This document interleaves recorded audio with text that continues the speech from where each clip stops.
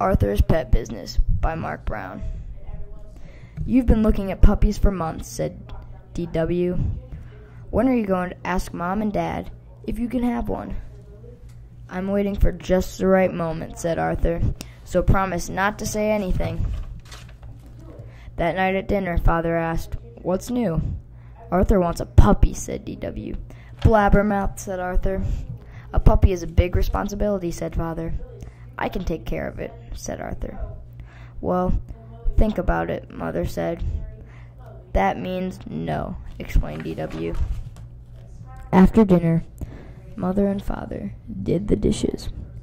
Can you hear what they're saying? Asked Arthur. They're worried about the new carpet, whispered D.W. Suddenly, the door opened. We've decided you may have a puppy if you can take care of it, said Father. Wow, said Arthur. But, Mother said, first you need to show us you're responsible, Arthur. How will I prove I'm responsible? Asked Arthur. The best way I know is to get a job, said D.W. Then you can pay back the $7 you owe me. Cha-ching went off D.W.'s cash register. Arthur wondered what kind of job he could do. You could work for my dad at the bank, said his friend Muffy. He needs some new tellers. If I were you, I'd get a job at Joe's junkyard crushing old cars, offered Binky. Do something that you like, offered Francine. Now that gave Arthur an idea. I'll take care of other people's pets, said Arthur. Then Mom and Dad will know that I can take care of one of my own. Arthur and Francine put up signs to advertise his new business. His family helped too. Arthur waited and waited. Then, just before bedtime, the phone rang. Hello, he said. Arthur's Pet Business. How may I help you? Yes, no, when, where. Great, said Arthur. Hooray, I'm going to watch Mrs. Wood's dog while she's on vacation, and I'll earn $10 whole. Oh, no, said D.W. Not nasty little Perky. Isn't that the dog that the mailman calls Jaws? Asked Father. That's Perky, said D.W. The next morning, Arthur ran all the way to Mrs. Wood's house. Right on time, said Mrs. Woods. Grrr, growled Perky. She hasn't been herself lately, said Mrs. Woods. I'm worried. I'll take care of her, said Arthur. We'll be best friends. Grrr, growled Perky. Here's her schedule and a list of things she doesn't like, said Mrs. Woods. I'll see you on Sunday. Arthur did his best to make Perky feel at home. Every day he brushed her. He tried to fix her his favorite foods. They took lots of long walks, day and night. Perky made sure they had a whole sidewalk to themselves. You look exhausted, said Mother. Maybe taking care of a dog is too much work. Any dog I will get will be easier than Perky, said Arthur. Word of Arthur's pet business got around fast. On Monday, the Macmillans asked Arthur to watch their bird, Sunny. On Tuesday, Prunella gave Arthur her ant farm. On Wednesday, the Brain asked Arthur to take care of his frogs. Best of all, on Thursday, the amazing Larry asked Arthur to keep Cuddles, his pet snake.